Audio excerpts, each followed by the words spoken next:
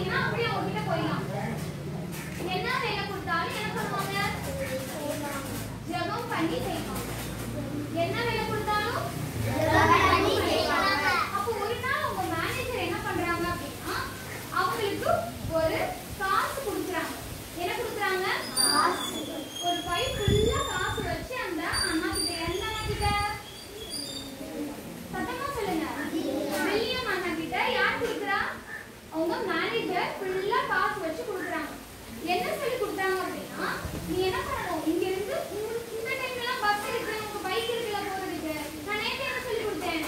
முன்காலத்துல எல்லாம் பஸ் எதுவுமே கிடையாது, ஸ்கூல் கூட ரொம்ப தூரம் நடந்து தான் போகணும்னு சொல்லி கொடுத்தேன்னா அதே மாதிரி இவங்க போற இடம் அந்த இடத்த கிராஸ் பண்ணி போறதுக்கு ரொம்ப தூரம். அந்த தூரத்துல எப்பவுமே என்ன பண்ணுவாங்க அப்படின்னா தீவிரவாதி தெரியுமா? யார் அவங்க? கொள்ளைக்காரங்க தெரியுமா? அவங்க எல்லாம் இருக்கிற ஒரு இடம். அப்போ இவங்க என்ன சொன்னாங்க அப்படின்னா வீட்டுக்கு வந்து எங்க அம்மா கிட்ட சொல்றாங்க, அம்மா இந்த மாதிரி எங்க மேனேஜர் என்ன பண்ணாங்க, காசு கொடுத்து பக்கத்து ஊர்ல கொண்டு கொடுக்க சொல்லியிருக்காங்க அப்படின்னு சொன்னாங்க. அதுக்கு உங்க அம்மா சொன்னாங்க நீ என்ன பண்ண, ஜெபம் பண்ணு அப்படின்னு சொன்னாங்க. ஜெபம் பண்ணிட்டு ஒரு முன்னாடியே என்ன பண்ணுவாங்க அப்படின்னா ஹாஃப் தெரியுமா, ஒட்டகம், அதுலதான் ஏறி என்ன பண்ணுவாங்க,